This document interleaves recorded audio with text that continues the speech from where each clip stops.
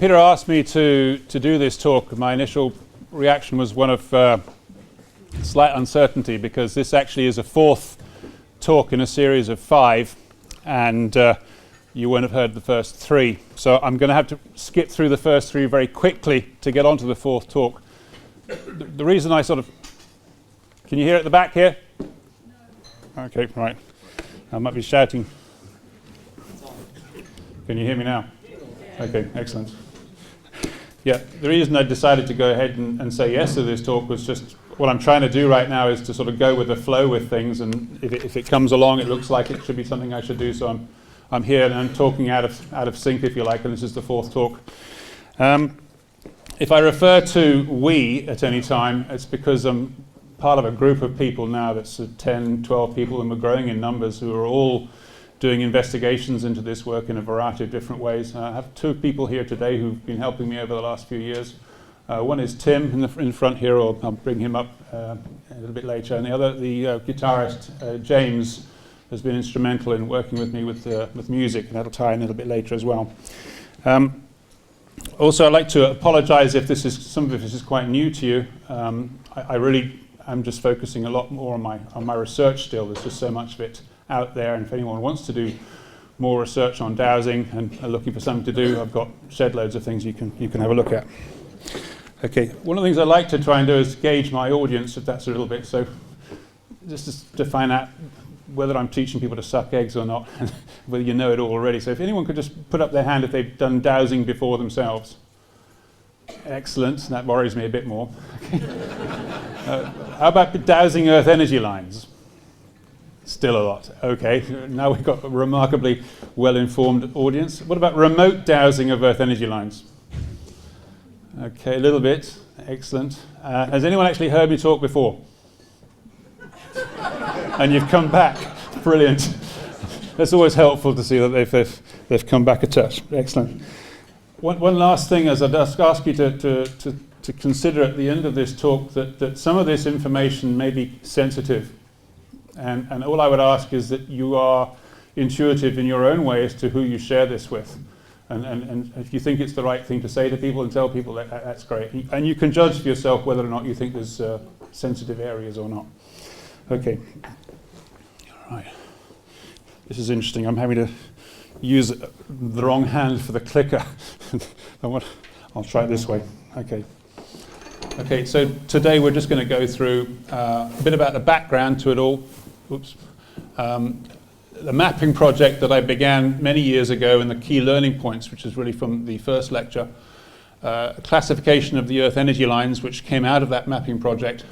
We're going to look at remote dowsing and some tips on how we do that. Then introduce you to what we call the Emperor Dragons, the largest and most powerful energy lines in the world, and we'll explain why we think they're most powerful. Look at absolute coordinate points. Anyone come across that phrase before, absolute coordinate points? One person, excellent. And the locations of these lines, which is relatively new stuff here. Only a few people have heard about where these are before, and unfortunately we can't do the whole globe. That's the 5th lecture, but we're going to focus today on Europe, Asia and Africa. Okay, briefly touched on my background. Yes, I did water dowsing for farmers in Africa. I was a geologist on the mines a long time ago, a very long time ago. My main area of speciality was 3-dimensional mapping of faults and fault systems. I was a mine engineering geologist. I also did work detecting sinkholes and mapping underwater systems. So mapping was something which was quite commonplace for us and found quite easy. Other little things which sort of interest, I did a lot of Ki Aikido, coaching and training, background in hypnosis, NLP. But quite important that to realize how you're doing self-suggestion, and so you're not kidding yourself when you're dowsing. It's really easy to kid yourself and completely lose track of reality there. Lived in Wiltshire for 12 years, before that Devon. That helped a lot. I learned basically with the earth energy lines of St Michael and Mary. And then I've studied quantum mechanics and quantum gravity for the last 15 years, 16 years. Very nicely, the British Society of Dowsers gave me the Billy Gordon Award in 2012. That's for some of my work on the energy line signatures and their frequencies, which I'll be touching on today. Okay, and I currently run the Bristol Dowsers with Leah Sears. A couple of books here. Have a look, feel free afterwards. As I said, the current research that I'm doing at the moment is on energy patterns at nodes, especially on the three-dimensional side. It's throwing up some fascinating results. Okay. So just with some terminology here, so people don't get confused with what I'm saying with regards to what other people are saying. These are the sort of words that I use. Ley lines or energy lines, these are straight man-made alignments that link special sites on a map. I call true ley lines the ones which have the pairs of Earth energy lines connected to them. So if you think about the St. Michael alignment, that's a true ley line, and it's got the St. Michael and Mary type energy lines which are connected to that. All I've been dowsing are the St. Michael and Mary type energy lines. There are other people who are dowsing other sorts of energy lines. I know David Cowan talks about energies that run between volcanic plugs up in Scotland, and we've been in communication quite a bit about that. But they're subtly different, I think, from these Earth energy lines. So that's roughly where we're coming from. My dowsing, as I said, I learnt down in Devon on the St. Michael and Mary ones, lived in Chippenham for 12 years. Geologists, and I think there's one or two geologists in the room. Hands up the geologists, by the way. No? Well, okay. We find mapping fairly easy, so I set out to do an idea of finding out where these energy lines were where I lived, around Wiltshire. This was going to be a 3-month project. I didn't think it was going to take as long as it did, but fortunately I was able to drive home every day from my work slightly differently, so for about an hour a day for 6 years it sort of built up. Okay, so the mapping project for 6 years to find all the lines, and this is sort of 70 kilometres by 40 kilometres, and I apologise I can't spend an hour on this, but I could probably spend 3. But let's take you through some of these lines here. Yates, Chippenham, Avebury, Uffington, Swindon. What we've got here, you can just about see in red the outline of the St. Michael and Mary lines that run through here. And again, obviously I didn't plot those. Hamish and the others have done that. These blue lines that you see here, they're about 20 paces wide. You can begin to see that they're patterned in different directions. This particular area here in Chippenham, you see some pink ones coming in, and in Bath you see some purple ones coming in. These are actually all over the map. It's just that I mapped that in more detail. I've got that whole, everything is energy. Okay. What's interesting is where they cross over and where they're in nodes. So let's just look at the sort of things that we learned from the mapping project, and I have to take my word for it a bit. Lines can be moved. There's evidence of them being moved in the past. They're also not linear. They're three-dimensional. And as you can see from the patterns and the way that they move, they're part of a field of energy. And these lines are just linear concentrations of that field of energy. The different lines represent different fields of energy as well. And what began to happen is after doing all this, and you've begun to realize they differ in certain ways, especially with their signatures and frequencies. So this is a few just from Bath, looking in a bit more detail. You've got the blue 20 pace wide lines, and I'll come to classification in a minute. You've got the pink 10 pace wide lines, and there's some purple ones which are about 5 pace wide lines. There are more, but again you'll begin to see what Jean Michel in his View over Atlantis book pointed out all those years ago, that there's a link between old and new. And where these nodes are, you find things like Bath Abbey, Alexandra Park, and also along the St. Michael line. These nodes seem to link up the places where people come together and pray and meditate, both today and many, many years ago as well. So this allowed us to put forward a classification of energy lines. So I'm going to run through this again, and I apologize I can't spend more time on this, but we have about 8+ groups, and please recognize this is work in progress. The largest, we found there are 50 pace wide lines, so the widest lines we found in the world. We call them the emperors. There are none in the UK, unfortunately. Beyond that, we have 2 groups of 30 pace wide lines. These are like the St. Michael and Mary lines, large serpent-like lines, and there are 2 groups because we found that the frequencies are 24 hours and 36-hour frequency. And I'll just briefly explain the frequencies. When you dowse energy lines at nodes, most people go to the nodes, the energies are kind of fixed, they don't move. But in between the 2 nodes, you don't seem to sort of find a dowser really wanting to sort of walk around the industrial estates where these energy lines are, but they run through these places, and if you look at them over a period of hours, the edge of the line moves every hour. It goes all the way one way, and it comes all the way back the other way. And the time it takes to go one way and then back the other way will give it its frequency. The St. Michael line typically is 12 hours one way, 12 hours the other way. What we found with some of these 30 pace wide lines, and it can be 36 hours as well. This is definitely a different type of line. And you've got the smaller lines, 20 paces and 10s. Yeah. You've got 10 pace, 5 pace, 4 pace, 3 pace wide lines, and then small 12 to 18-inch Hartmann Curry grid lines. They all have different frequencies. The frequencies change over time. There's a lot I could mention here about this, but they come into harmony at times as well, which is why we recognize they're parts of groups. It's like they all start moving together in sync. They hit one end at one time and the other end at the other time. However, what some of you will probably know is that the width of the line varies. And it varies naturally. Every day it sort of pulses backwards and forwards and in and out. And I've measured them daily and hourly. But we also find that different people measure them at different widths. We have a colleague of mine, Philip, who up in Derbyshire, he measures everything I measure twice the width I do. Other people measure them slightly different, lower in widths, but it's the groupings of them which we can determine from the frequencies and the signatures, and that's the way the lines move, that we can determine the different groups. Also individually, you can wake up and you can have a different sort of mood on you, and that'll begin to affect the width that you measure of these lines. And as I said, they're not lines, they're linear concentrations within a field of energy. So actually where that edge of the concentration is slightly different for every person. And one of the things that we do when we start trying to get feedback between each other dowsers is to synchronize our dowsing to begin with, so we're measuring exactly the same place where the lines appear and where they come out. And that way we do our feedback. What I mean by feedback, by the way, and I'll comment a bit later, is, for instance, if you're dowsing for water, you say, okay, I've found water here. That's not actually dowsing for water yet until you've drilled it and hit water.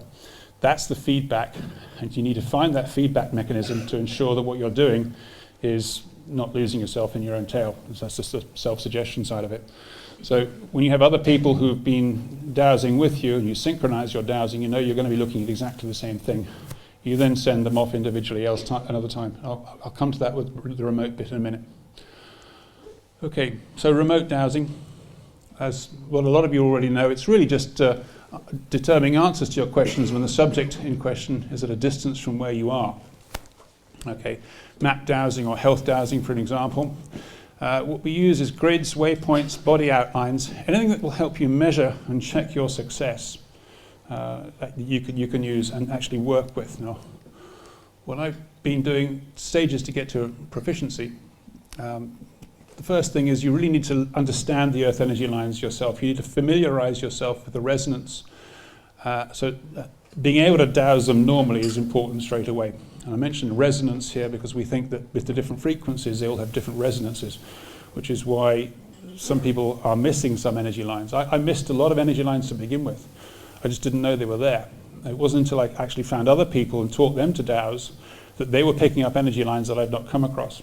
And that was a big learn. So I ended up having to teach lots of people how to dowse so that they would have the possibility of being resonant with a particular type of energy line. Typically, it would be where they lived. So if they lived on a house that had an energy line through it, maybe a 5-pace wide line, if I hadn't come across that before, they would introduce me to that, then I could then learn that resonance from them. So picking up that familiarity with what you're trying to find remotely is quite important to begin with.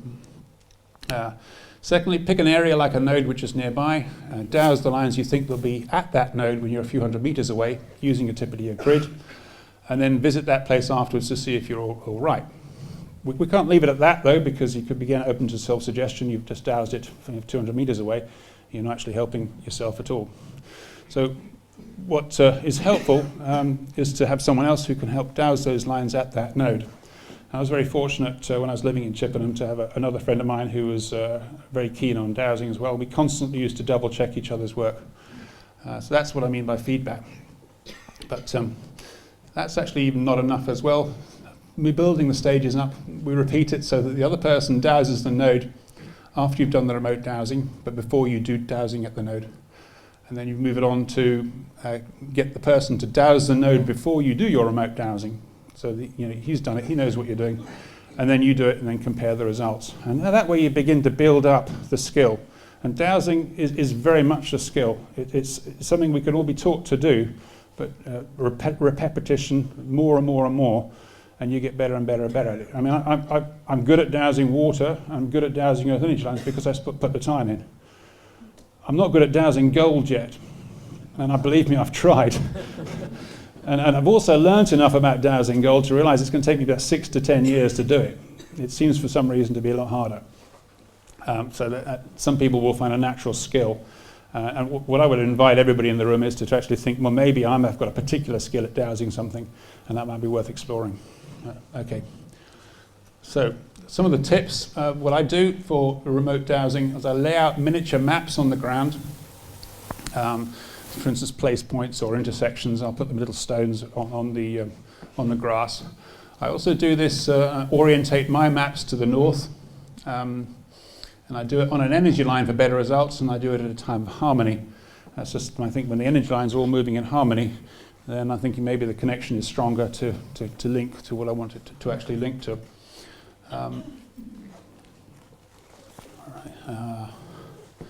Yeah, I do it on lines that you're familiar with. That's also important.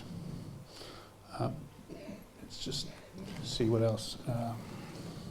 Yeah, what I tend to do is walk across the map that I've put together on the ground. So, it could be from there to there, could be 10 meters on the grass here, but it could represent like 500 miles. So you'd start with a large scale first, find out where the lines cross over, right, and then move slower, get to a smaller scale. So you've actually, that 10 meters could be representing now more like a kilometer. So you can fine tune it and get down. It's like using lots of maps with grids and grid squares, and some people use pendulums and do pendulum dowsing with the map points and just point to the grid square and say, is it in this square, is it in this square, or whatever question you want to ask. I personally prefer to use the dowsing rod rather than the pendulum, so I just walk across it, and when I get that particular response, and I know that's where I'm looking for something on this particular map, and I mark that place. Sometimes I do it blinded. I shut my eyes and just walk and wait, and when I get a result, there, because I'm conscious yet again that I might be actually consciously wanting the lines to be in certain places and not other places. In fact, one of the great things about dowsing is when you get a non-response when you expect it. It's lovely. So I think energy line's going to come through here. When it doesn't, wow, that's good. When you check it again a few times, you get someone else to check it. Nil responses are really great. Okay. So, yeah. We'd redo the map again and again on a smaller scale to fine-tune where the lines are. And you'll see an example of that when we're looking for one of the emperors in a region in Morocco.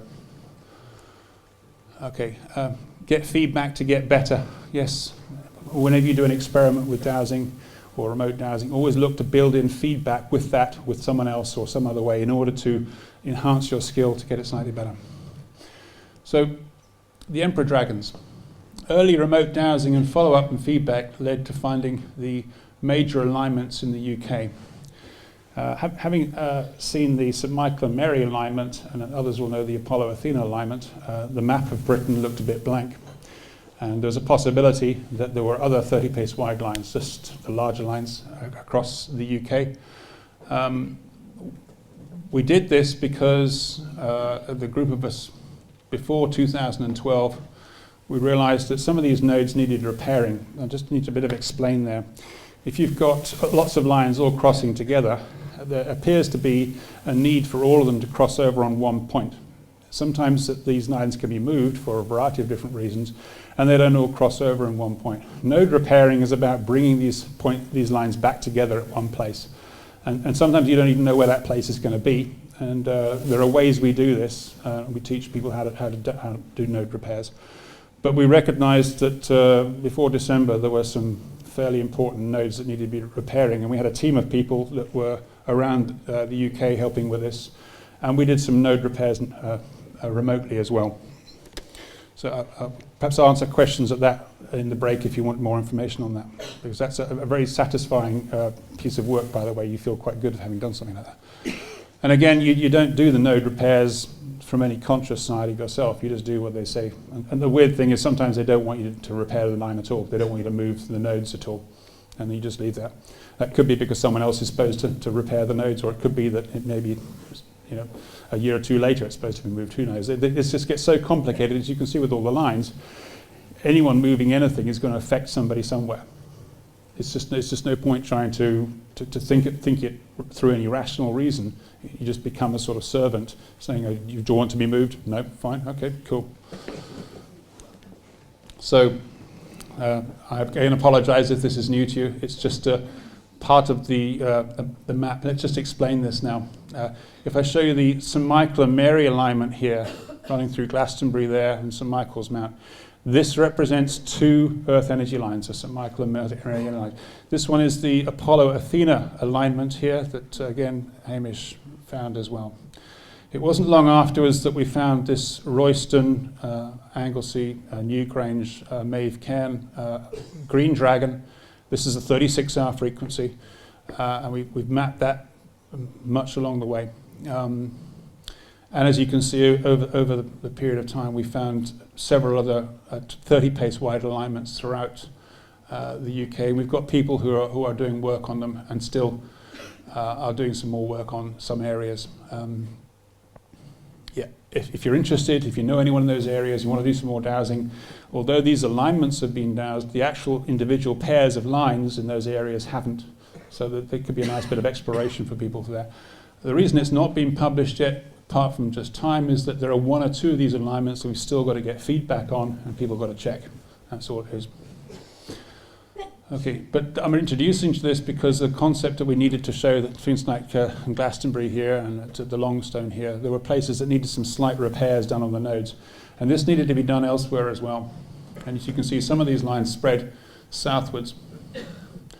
But, once we've got the Earth energy line classifications, we know there are 50 pace wide lines. We found there are only 3 pairs in the world. I'll come to that a little bit later because we're going to focus on where they are towards the end of this talk. The 30 pace wide lines are the major ones like St Michael and Mary. We've just seen there are about 17 plus pairs in the UK. I say plus because you never know whether you've missed any.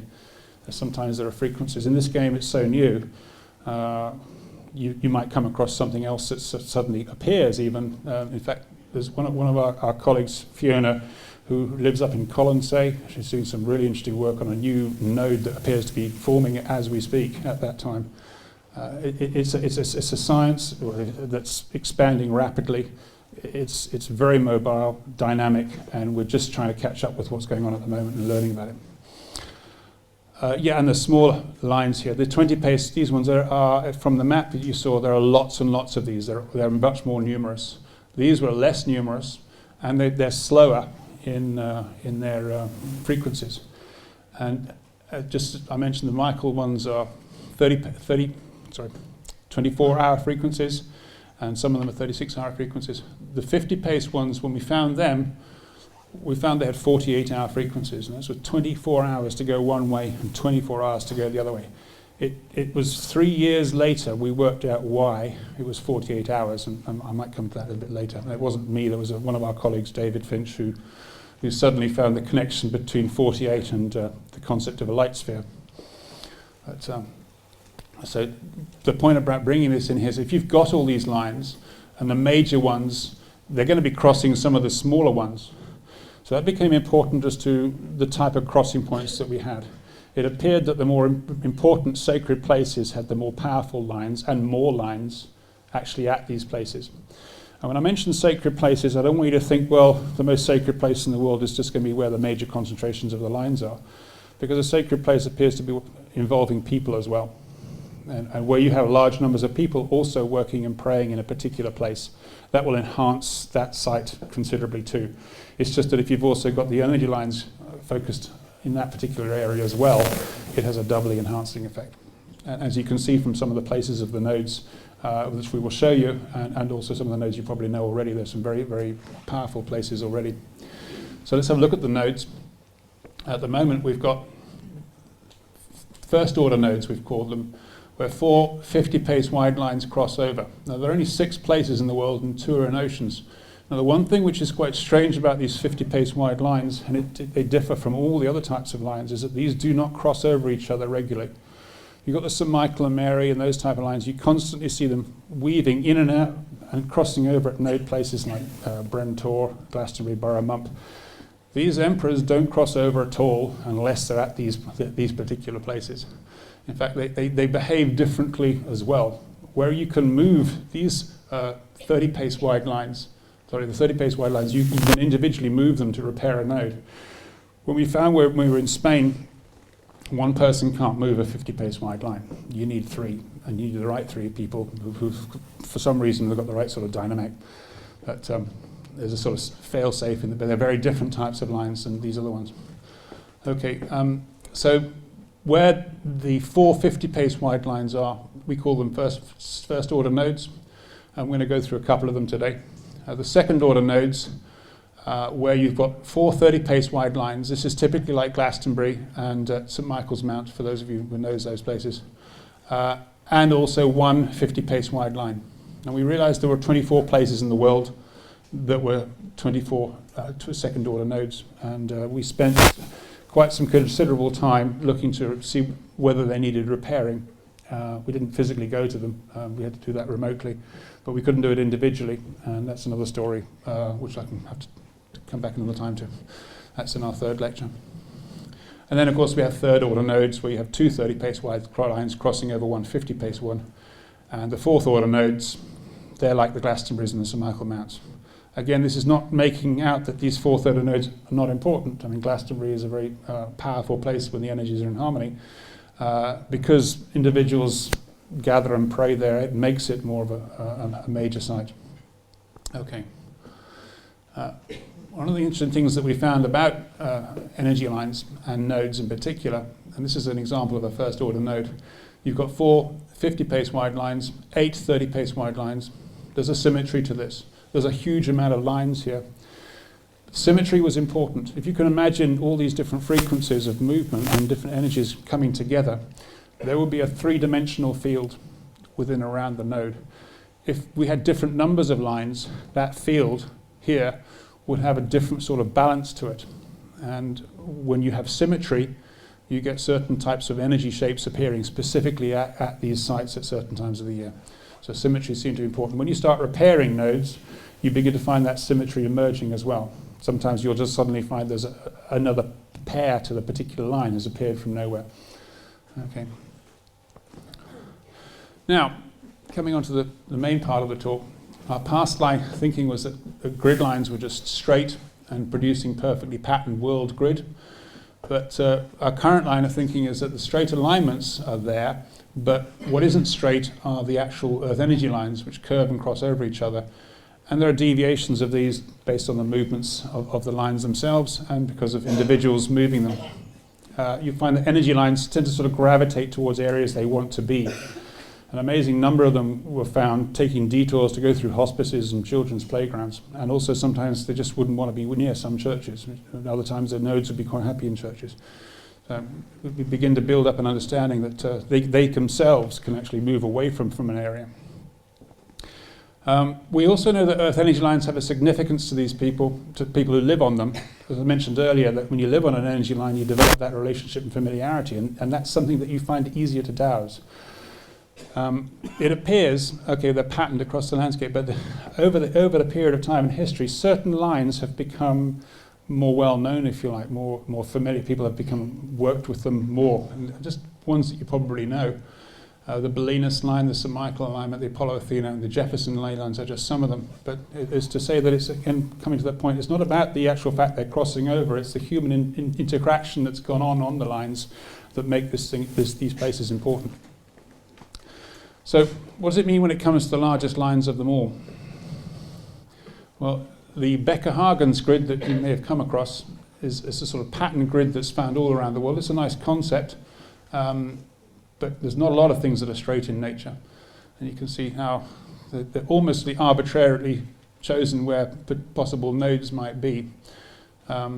We didn't actually find that. If you look at the map of the North Wiltshire again, you can see these east-west like pairs of lines here, also pairs of lines running in different ways. The pattern's almost there, but it's not exact. And that's where we begin to also consider that the big lines, the big 30-pace wide lines here, because there are fewer of them, and there are fewer of the 50s, the really big emperor ones, we had to start thinking, well, maybe the pattern's not quite similar as well on the global scale, although there is energy everywhere. And even down onto the smaller scale with the 18 inches Hartmann-Curry wise, we're just covered with energy. But then it's not surprising, because there's nothing solid in this world at all. We're all energy anyway. Okay, so how do we find these 50-pace wide lines? I'm just going to go to some of the clues. Seth is a character that came in a book by Jane Roberts called Seth Speaks back in the early 1960s, and she was channeling this character. Talked about some amazing things, and amongst other things, it was 4 absolute points. When I read about this, there was a book that was sent to me sort of serendipitously, if you like, through another connection. But the absolute points began to look, from the descriptions, exactly like how nodes worked, especially with the influence of gravity and what we were beginning to think of these energy lines as being actually constructed from. And with Seth saying there were 4 absolute coordinate points in the world, it was a bit confusing, because I couldn't see from the great sort of circles how you could end up with 4. You could have 2 points or 6 points. But it eventually sort of unraveled that he was talking about the 4 that were on land and not the 2 that were in the sea. And he was talking about the ones that were accessible that humans could interact with. The other one was a good friend of mine, Carol Everett, who's one of the world's scientifically tested healers. She was flown to Denki University in Tokyo, put in front of a thermal imagery scan, wired up to an EE machine, and managed to get rid of a tumour in under 7 minutes. And you can see it on live TV, that happening. But Carol and I have known each other since she was living in Devon. She had a clinic on the St Mary line in Crediton, actually not far from the Holy Cross Church that Peter mentioned earlier, which has got the St Michael and Mary line running through it in the middle, where you saw those snakes. You remember the snakes he showed in that picture? That's her house was just half a mile away from that church. Anyway, she was living, as her clinic was right on top of the St Mary line. So I knew she was familiar with these 30-pace wide lines and the energies from those. But she wrote, about 10 years ago, she moved out to Spain. And in one of her emails to me, I forget how many years ago now, she said she found a place in the mountains which she'd never known such levels of energy. And that sort of stuck with me, and I thought, well, that's interesting. So there's more energy than the particular energies that she felt at the St Mary line. So it led me back to that place as well as a possible starting place for where these energies were. And of course, you need to be familiar or have someone who's familiar with these lines in order to be able to measure them in the first place. In addition to that, some further confirmation. The Mexican shamans talk about 3 great bundles of emanations. And when I talked to Billy Gorn about this, I mentioned that we'd come across these emperor dragons to him. And I don't know if you know Billy, but he does everything himself. He doesn't believe anyone, and I think that's a good thing. He just nodded like this. I didn't even ask him to do this. And 3 times he said 3. So yeah, he got it right. And so that for me begun to confirm that we only had 3 pairs there. As to whether or not we still have 3 in 5-10 years' time, I think that it's quite possible we may end up with more emperors in the near future, but there's other reasons for that. Okay, so let's have a look where we were with these things. One of the reasons for the importance in 2012 is that we discovered that the node was in Spain, but it needed repairing. And we were in quite a bit of a quandary as to what we were going to do about this. The information I was getting back is I couldn't do it on my own, and I needed other people. I didn't know where to find them. And it cut a really long story short. Jim, where's Jim? Yeah. Jim very kindly was helping me with a talk in Bath, and he was tuning his guitar, his strings, to the same harmonics of the frequencies of the energy line that was running through the place we were doing the talk, and aligned the guitar up, the strings, with the direction of the energy line. And when he played, we just looked at each other and just wondered what on earth had happened. It was as though every Pythagorean 5th harmonic was vibrating at the same time. Everything was vibrating in our bodies, our cells. it was just the most amazing moment. At that talk, I was doing some sort of meditation. I say some sort of because I'm not really good at it. But I was still focused at that point in time to try and work out how on earth we were going to get to Spain and find a team to be able to do this. Having said that, from that moment in time, 5 weeks later we were on the plane, and one of the chaps I was on the plane with was Tim here, and Tim and Mike, who appeared after talking from Glastonbury. We were there and we ended up finding where these lines were. Remember that picture? Yeah, we didn't know where any of them were.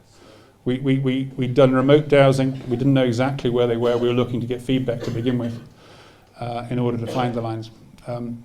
So where we went, not too far inland, in a place called Murcia, in a place called Totana. The remote dowsing was quite an expensive bit of feedback to go and check your lines are right. And it was nice to find that one of them was slightly under 100 meters out, and the others were all within 2 or 3 meters. So we're very, very fortunate that remote dowsing worked. And out there, we then, that was when we realized we couldn't move the lines on our own. And we had to all three be able to move a line in order to get it to work. That's a whole third talk. I can't go into that right now, unfortunately. But right now, if you look at this particular line, this is not showing all the lines in Spain. The blue and green emperor dragons are running north here and running south this way. And there's a black and white one also running down this way. These other black lines are the alignments of the 30 pace wide lines that make up the 4 pairs of 30s that make this first order node. So let's look at this in a bit more detail. This is the first order node. What we found quite strange was the day after we completed the node, and I have to say we didn't really do it on our own. We felt a bit like pawns.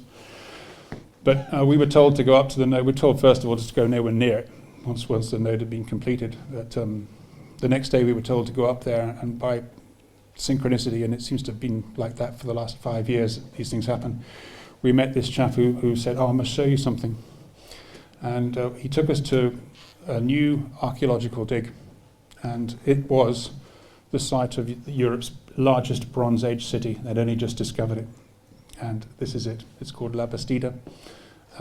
You can see this hill here, and it's a pyramid type hill. There are massive, great fortifications down here. This is where the excavations are going on right now. There's a big lake where they used to get water here. This is not the highest mountain in the area at all, it's just a hill. This is not next to a river. This is not next to the estuary. It's not next to any kind of sensible place to put Europe's largest Bronze Age city. The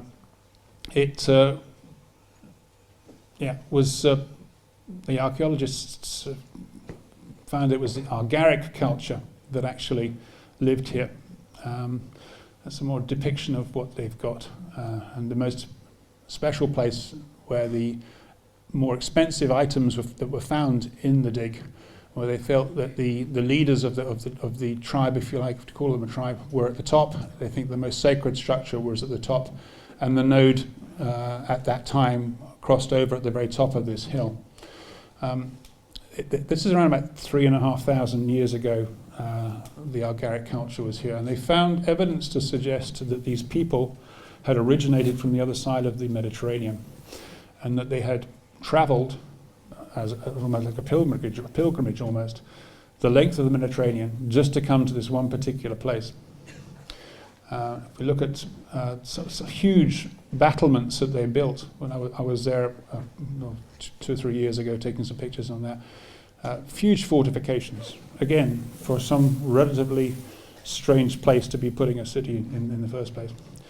Here it is on the map. Here's La Bastida here, Spain, and you can actually see, so this is a rough outline where the emperors come through, and this sort of line heads off to the Mediterranean. So you can imagine, also you can see 1 or 2 of the Argaric sites begin to fall on the same emperor lines. So there was a definite connection between where they put their other sites in the area and these emperors. So we think now that this group of people in the Bronze Age were aware of these energy lines and came here. Okay, again, I wish I could do a bit more information on that, but there we are with the first order node there. But this is where we're looking at, let's see where those emperors go around the world. And this is the black and white alignment. This is heading west in Spain here. This slightly wiggly shape, by the way, is not drawn that way for no reason. When you look at the map, it does seem to have that sort of wavy snake-like shape. Okay, so going west in southern Spain, we travel along this particular path, and there are lots of different old archaeological sites, Stone Age sites, prehistoric sites along this. We come to a place called Ronda. Ronda is one of the oldest cities in Spain, just in from Malaga here. And what we find just near to Ronda here is a dolmen. And Tim here went there last year, wasn't it, Tim? Or this year? This year. You were there for the equinox, was it? Yeah. Equinox. And this is a second order node. It's one of the 24 second order nodes. And this dolmen is really spectacularly cut off from everywhere. Not very tricky to find, but a beautiful place. That's like 150. 150 and 430. So it's like Glastonbury with a 50 pace wine line running through it. Yeah. Very high energy place. There's something else to mention, which I'm sure Tim will back me up on, is the energies of these 50s do not feel quite the same as the energies from the 30s and the 20s and the 10s. It's a slightly different feeling. That is also possibly because the source of these waves seems to come from outside the solar system, from the center of the galaxy. And that's another story, but I can't prove that yet. So looking at the second order nodes, we have some well-known ones and some less well-known ones, 24 around the world, and some interesting sites, and we can learn a few things from this. So I'm going to take you through a few of these now. Hopefully we've got the time.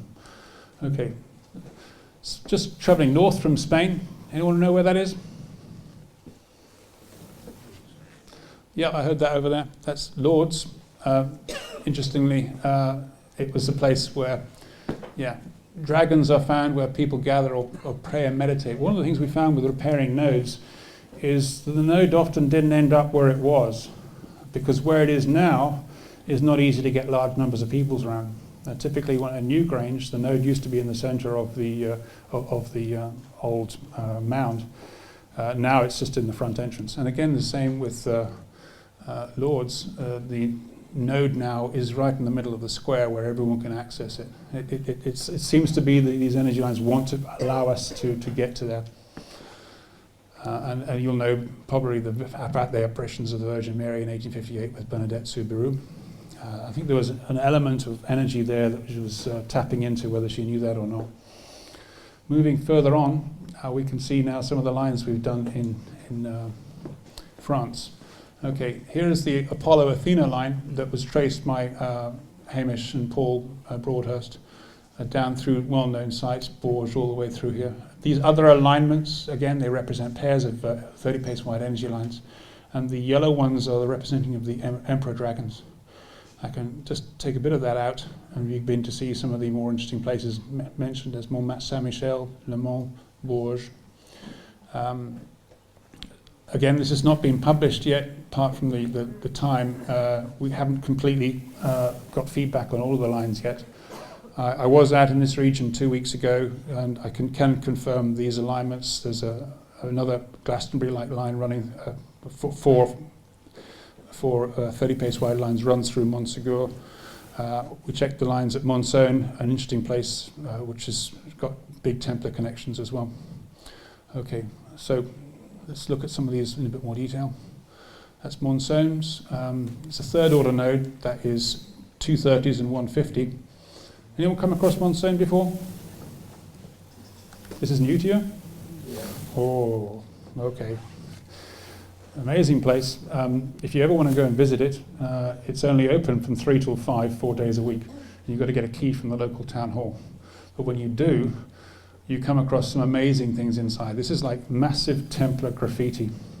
All inside here, you get these fantastic different symbols all over the place, and we're really beginning to see the similarities between these symbols and the shapes and the nodes at the moment. So it's one of the reasons that I went there, apart from just measuring the fact this is one of the 50 pace wide lines. Okay, So beginning to see that there's some interesting places on these lines, and we'll just take a route forward a bit more. Rocamadour, I've not been there, but I've got a colleague who spent many years of her life in that area, and she's a good dowser and can assure me that this is certainly a place which is a good, strong third order node. Third order node there. It was an ancient sanctuary founded by a saint, again an old Knights Templar place, and what you'll find is with these connections with the old emperors is very, very old sites. So moving on, Troyes, not so much old, but interesting because it's got a connection to the Grail romances, and the Chrétien de Troyes was a troubadour from Troy, and it runs through one of the oldest churches there, dedicated to Mary Magdalene. And it was also where the Templar Knights were founded by the order, by the St. Bernard of Clairvaux, and he actually started the Templar Knights. There's a saying that Seth has at these absolute points, these major emperor dragons are a huge amounts of creativity come from these places. There's an awful lot of things that you can attribute to these spots, but one of them is inspiration.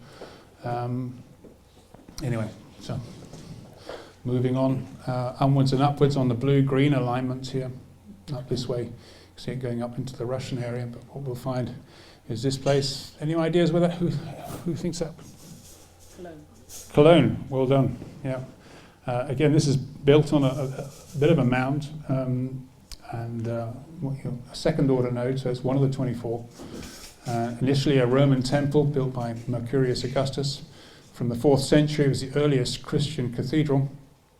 And originally it was an island between tributaries which had some Neolithic remains there. The node now is in this part of the nave. It's nice and accessible. There's been a history, by the way, of earth energy problems at Cologne and difficulties in sorting them out. Marco has, one of his books, he mentions he's tried to do some work at sorting the energies out at Cologne Cathedral. Even he left actually thinking that there was still some problems, and what he probably didn't know is that when we actually came across it, the Emperor Dragon was running around that sort of direction, and it was nowhere near the cathedral, and 3 of us, in fact about 8 of us, ended up moving it slightly, and the node just fills it just in here now. So again, the awareness of the line, otherwise you miss it. So that's the only reason we were able to do that. The line moved itself, but we had sort of invited it to move. Yeah, Tim said the line moved itself, we invited it. The idea that we have much control over this is an illusion, I can tell you. Okay. Sometimes you can drive past a site when you're doing some dowsing, you're looking for energies in your car, you want to find out where they are. You get the distinct feeling that they hitchhike. So you pick the line up, and as you're driving, you want to try and find how wide it is. Well, you know it's not that wide, but it's sort of going with you for the ride to stop where it wants to stop. It's most peculiar. Okay, so let's look a bit more detail. Heading west. Through Sardinia. I don't know if you've ever been to Sardinia, but it's an amazing area of old Neolithic sites and Bronze Age sites. Again, linking to these energies that run through that way. On their way all the way to this place in Italy, in this sort of area here, to give you a chance. Anyone have got some suggestions on this? What way they think this place is? I'll give you a clue. Have you read the book Apollo Athena book, by Hamish Miller? Yeah, it's one of the sites that they went to. It's called Monte Gargano, and it's the site of the oldest shrine in Western Europe. It's the St. Angelo Grotto, and this is what it's like underneath it. Put some information on there. Yes, the 50 pace wide line was not in that area. It was just outside it before Hamish came along, so that's why he wouldn't have found it. He'd have gone straight to that. So that was another very old sacred site that the line seems to run through. Again, this was a place that was becoming a centre of pilgrimages, and there's a seems to be a sort of common theme which you'll come across with regards to pilgrimages and these energy lines. Moving a bit further on into now Bulgaria, this is another second order node. One example of you never quite know where you're heading when you're doing remote dowsing, but you end up at this place which is called the Sokolsky Monastery, And in the middle of the mountains in 1983, this again was the result of another pilgrimage. And what we find is an Archimandrite, part of the Eastern Orthodox religion, a chap called Yosef Sikorsky and here a monk Agapi, a couple of people that came and started with a small wooden church. Again, we could only conclude they were sort of following some sort of energy lines, and they got a feeling this is where they wanted to build their church. One of the reasons I put this in, apart from anything else, is to show you that these energy lines are now connecting different religions. There does not seem to be a barrier to the type of religions that we come across here. So this is we've come across nodes at Catholic churches, Protestant churches, Eastern Orthodox, and we'll show from the others that they're coming through lots of others as well. Okay, so they even go across Russia, and I've cut out one place, but they do run through Lake Baikal. The reason for putting this in is because of Olkhon Island, and in particular a place called Shaman Rock, ancient sanctuary of the Buryats, and one of the energy lines runs right through that rock, Emperor Dragon territory. And this is again the birthplace of a huge shamanic way of belief and thinking, and we can only imagine that this is probably triggered by them working on these energy lines. So looking at some of the African emperors,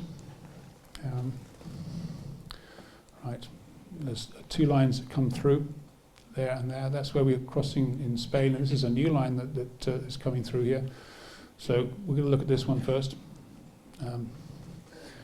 Traveling here south from Aguilas, from Totana here, the lines go south, and they come out of Spain at a place called Aguilas. What was rather quite nice is when you do this, is you can drive around looking at them. And I was plotting them when I was down there on a small mountain road, going around the corner, waiting for my rods to, because I drive and douse. I know I hold my hand up, probably got 3 points for that sometime. But I drive around and I could feel it twitch. As you head towards one of these lines, you get that early warning twitch in your rod. And it began to go. And as soon as it went, right on the side of the road around the bend, there's an old, a small community of hermitage, small hermitages. There are lots of little houses, and hermits are actually working there now. You begin to think, okay, I didn't know about that hermitage. It's there. I think, Tim, you found it as well, didn't you? And again, when Tim was there a couple of years later down in Aguilas, he also found where these lines were coming out of the town, coming out of Aguilas. And it's again further feedback that we're not, making it all up, which is quite nice. But this is an interesting example of large-scale dowsing coming down to small-scale remote dowsing, and you don't really know where you're going at all. So you sort out the map, you put in some key towns on your sort of stones on the grass on the middle of your Earth energy line, and you begin to narrow in where these lines come through. And it gets closer to this place called Goumima, east of Marrakesh, narrowing down to where, and you really do not know. And even looking at this map, you can see here, here's Goumima, and this is the Atlas Mountains. So you're really at a loss to know where you're heading with this. It's quite nice because you know your own suggestions are not going to be part of it. Again, laying out little bits of intersections, maybe key mountains and key points you can begin to get when you walk across the map. You find where the rod's moving, and you narrow it in a bit more. And eventually we find it coming into a small sort of area of slight green, this part, and that's where it was getting into more and more detail. And there's a close-up of the oasis with the blue dragon running through it. Again, you think, okay, so it's running through an oasis, that's nice. That's the sort of pictures that I found, which just give you an example of what the environment is like there. But we don't like to stop there, we want to go a bit more detail. What we're looking for is not just the line in this particular case, we're looking for the precise position of the second order node, which meant where were the two 30-pace flag lines that were coming in as well. So there's the oasis, and just generally looking at all the aerial photograph, there's nothing really drawn to your attention there. But until you actually do the plotting of those other lines and you begin to see this focusing in a rather interesting shape here. And you've got to remember, we started off not knowing where we were going in the Atlas Mountains here at all. Looking in more detail, you can begin to see the outline of what looked like an old fort with a square rectangular thing, it was round sort of turrets on each of the four sides. And then a more modern-day mosque-like looking thing here as well. And if you look at this photograph here again from Google Earth, you can see perhaps more easily the sort of outline of the fort, the inner old walls, and this particular place where the node is now. And all I can say is this is going to be an interesting journey for someone to make. Okay, there's a history here. That could be even some kind of old Templar fort, what they were doing in the middle of the Atlas Mountains, who was there before. And there are places like this dotted all around the world that we've never been to, that's probably got a past and interest. So there's plenty of work to be done if you're interested. Okay, moving further on, again, there's further on down in Morocco, another place here, a place called Smara, as a mosque. So the Muslim religion is also covered by these energy lines, and we find, I don't know of any religion that's been cut out yet, put it that way. Okay, let's look at the other second order node in Africa. This is quite nice as well, because again, you never quite know what you're going to find. And you do the map dowsing first, and then after you find out where the cross is, you then begin to do some discoveries on Google as to what is going on there. So looking at this place, Muxima in Angola, Muxima in the Kwanza River. Not sure where you're going, but suddenly you come across the Church of Our Lady of the Conception, second order node. But what I found fascinating was this is a place where thousands of people go on a Christian pilgrimage every September. Inside there's a famous statue to the Virgin Mary. Now why would we get that in the middle of the African forest? Thousands of Christians come there every September. There had to be some pulling power, some sort of energies. And it's again where people can make a difference to a particular sacred place as well. Rather than just being a node, it's actually activated by human consciousness who are praying and meditating. So I find that quite interesting. Okay, and Muxima means heart in the local language, which I thought was quite good. If there's a connection to the heart chakra, or that's the love in the heart. Okay. So, looking at the Asian emperors, I've got only a couple of minutes left. We come to find next first order node, which is here. You may well know this, and I'll come to it now. Mount Kailash. Some of you may have suspected this as a sacred mountain. I have a good friend that did one of the walks right around it. He's a healer from Kerala, and I worked with him with dowsing. He's one of these people who can see these energy lines. But 22,000 high, precious mountain. Lord Shiva is the destroyer of illusions and ignorance, apparently, and it's the home of Lord Shiva. A bit more. Again, we have thousands of pilgrims who go to this place. And again, interestingly, only a man or a woman entirely free of sin could climb the mountain. I don't think anyone's been allowed to climb the mountain for hundreds of years. And there's myths say it's the Axis Mundi, the birthplace of the world, which kind of fits in with the concept of the one of being four really powerful land places in the world. Okay, not far by, nearby that's a Danka monastery. This is another 22nd order node. This is like Glastonbury with a 50 running through it.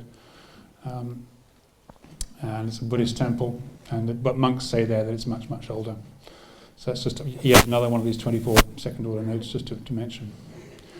Okay, this is where it starts getting slightly interesting, as this particular emperor dragon heads off into China.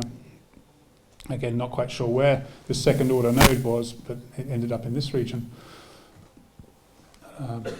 Here, a place called Zan. It's one of the oldest cities in China. 6,500-year-old Neolithic settlement in here. It's a political center of China in the 11th century. Again, a really ancient site where civilization almost began. So what do we find there? Well, not far from Xi'an here is a place called Xiangyang. It was the capital of China in the Qing dynasty, just before 350 BC, much earlier than Xi'an. And what we find there is the home of the Terracotta Army. But this is not why we're here. Why we're here is because of the mythical Chinese White Pyramid. It's said to have been seen and photographed by US Air Force back in 1945. The truth remained hidden for another 50 years. You see that square base there? Well, let's have a look at it. This is, thanks to Google Earth, again the flat top, notice up here, Xiangyang Pyramid. So I spent rather a nice few days on Google Earth looking at the pyramid in that area, to find that actually there's not one. And you can begin to see this is where the second order node is, a similar pyramid. But let's see how good you are here. Have a good look at that picture and see if you can spot them from Google Earth. Can you see any pyramids in that picture? Yes. Well, there's definitely one here, and there's one here. Maybe a third smaller one. Yeah. So what are pyramids doing in China? And you know, I've spoken to people who live in Xi'an and they don't even know about this. So 2 minutes? Thank you. Right. So we're going to run through. There are more pyramids and more pyramids. You can see them here and here and here and here, there. And there's another one just here, another one just here. So looking at it again, lots and lots of pyramids. And I looked at all over the place. There's one just here, another one, big one just there, more here. Begin to look at the line coming through. There's another line. So if you can see now, these pyramids follow exactly the alignment of the Emperor Dragon. I found that quite interesting. Again, a small sort of feedback with regards to this. If you look at them in what they look like, they're not small. They're quite big pyramids. There you go. This is not something that doesn't compare well to the Egyptian pyramids. They're very big. And one last place to take you, heading southeast from Mike Kalish into Nepal, down into this region here in Bara in Nepal, and this particular forest. Wasn't too particularly sure why it was heading there, but I just plotted it there. And like synchronicity these days, we find out other things afterwards. And one of the people I've been aware of for many years was a person called the Buddha Boy, who lived exactly in this Bara district in Nepal. And you might have come across the Buddha Boy. He's worth checking out online.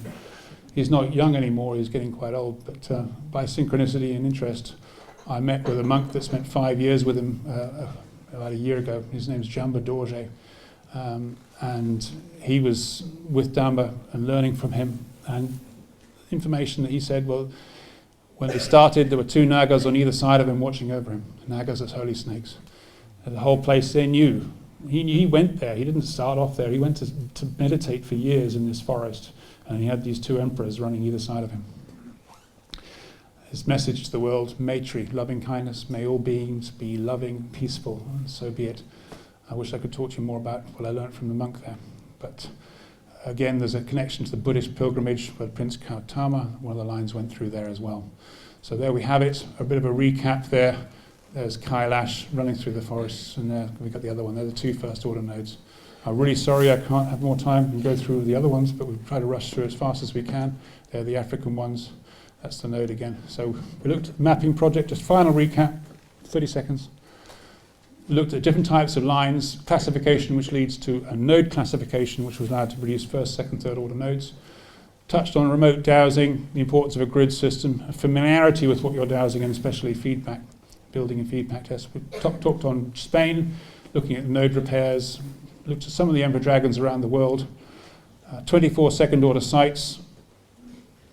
As I said, I haven't touched on some of them else, which I'd love to do, but there are added 14 needed repairing, which the team did back in 2012, and we covered 2 today. Lastly, yeah, please, if anyone wants to help with energy line research, that's good. We set up a charity, by the way, last year, which is about to promote that absolute place in Spain to help. World Harmony Trust charity, and that will be eventually launched next year to help enable people to go to that particular site in Spain. And that's it. Sorry. Thank you very much. Thank you. Thank you.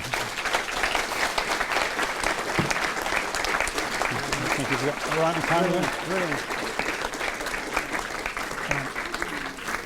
Brilliant.